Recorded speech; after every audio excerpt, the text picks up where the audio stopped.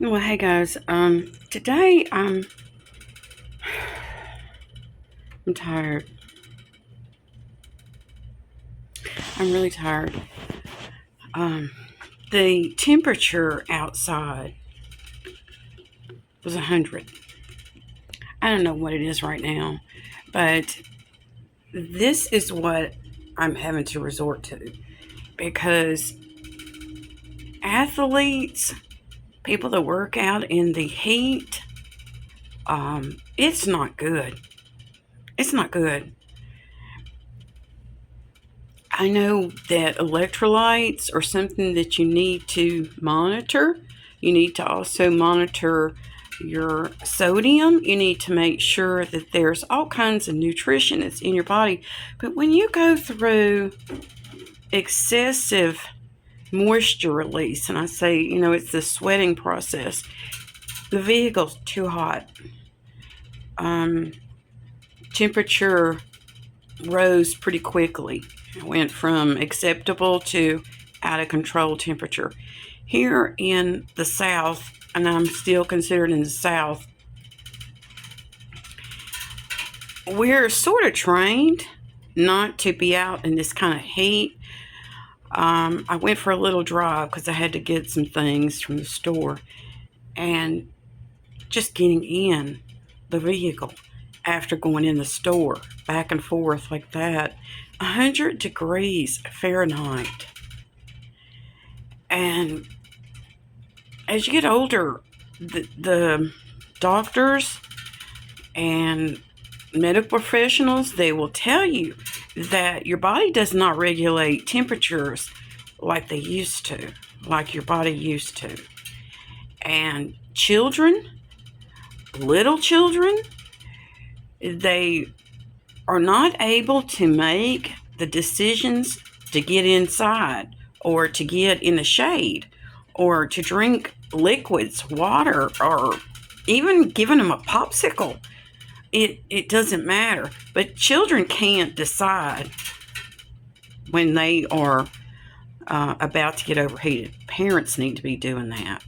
They need to make sure. And some schools are already back in, in their regular schedule. Some never got out because they were fall. They were year round. We have different different programs, different kids. They're just all on different schedules. And one of the other concerns that I have is the school zones. You're not knowing when a school is around somewhere. Okay? It'll say a school zone, but there's no sign. And it'll say when children are present. Well, I don't see any children. I see cars. I don't see any buses. I don't see any children. It's something we're all having to think about.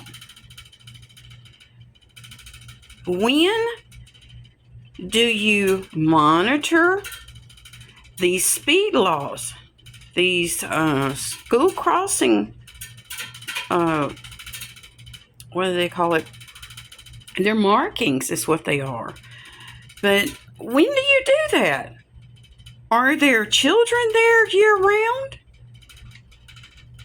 Do you have to be watching for, okay, there's no kids, there's cars in the parking lot, and there's law enforcement right behind me.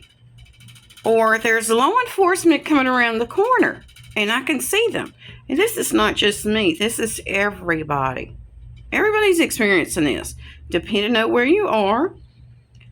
I don't know how we should be handling all of these different traffic laws. School zones, insurance is changing rapidly. We don't even have our tax laws here approved for the year. And that's not until November? And here we are driving around, not knowing, well, did they turn that into law yet? Has that been approved? Has that been voted on? Is that school in place?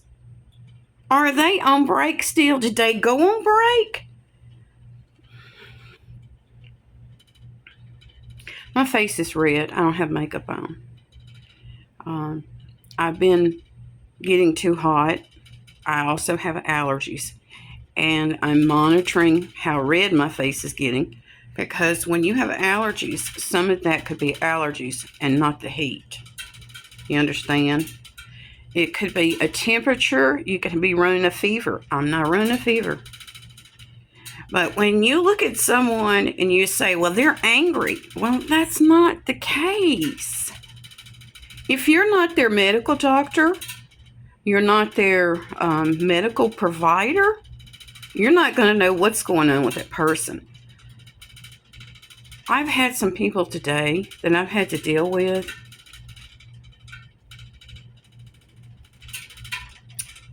and they were dealing with stress.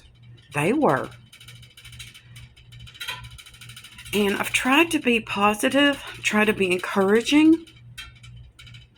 And people are, and I hate to use slang, but they're tripping out. They are tripping.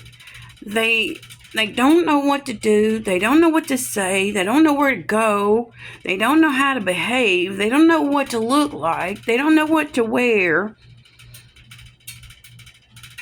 It's just, and y'all like that, because a lot of people are commenting about that too. I don't understand. I really don't.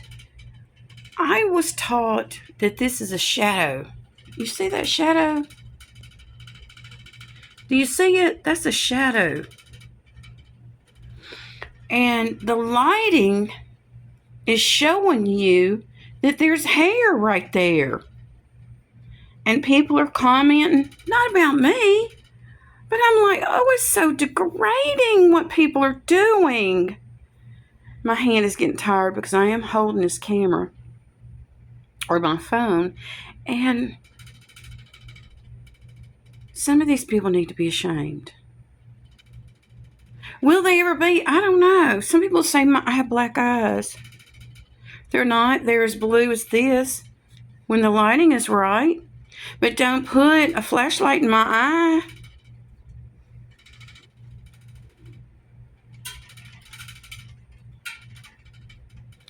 I have talked to people about expectations lately.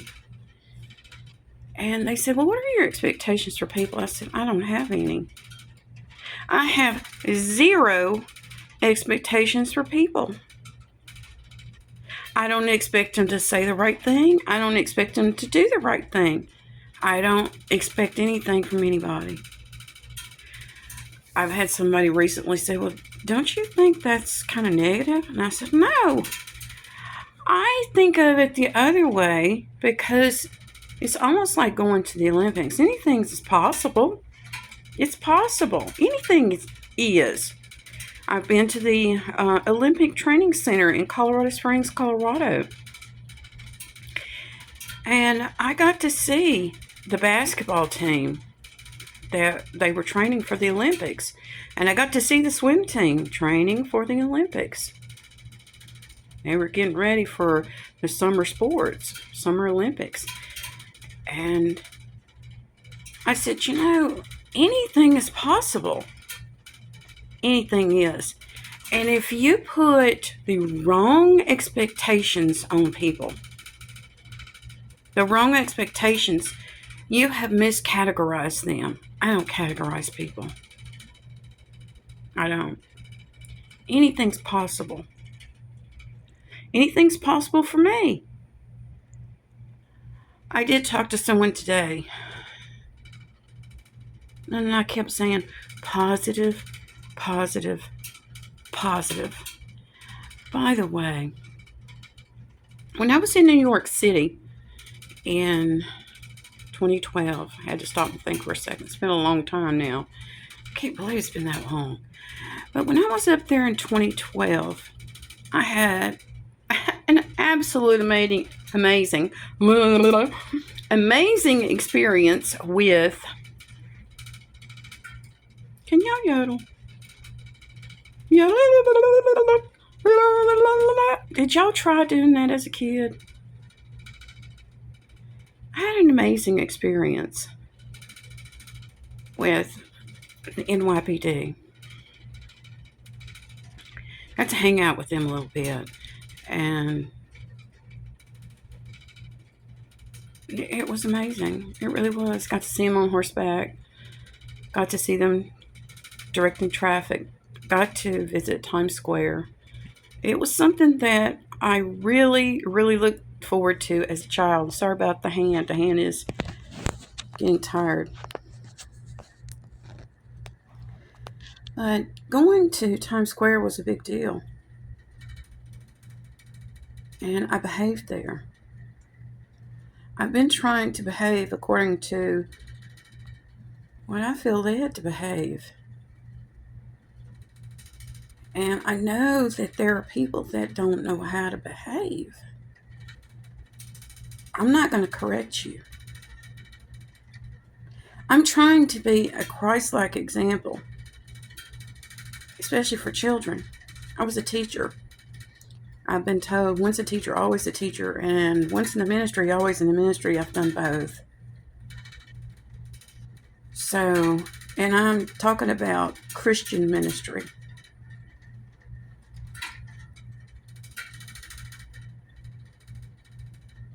I'm not judging you. I'm trying to be an example that if you're overheated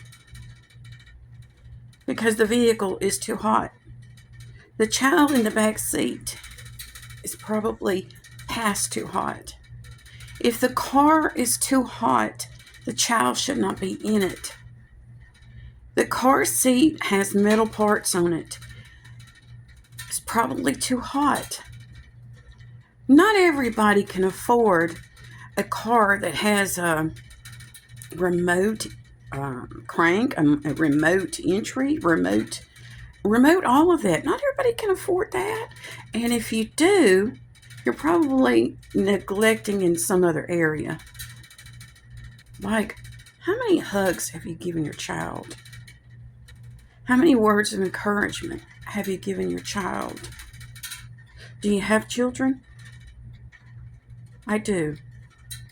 I have 10 grandchildren.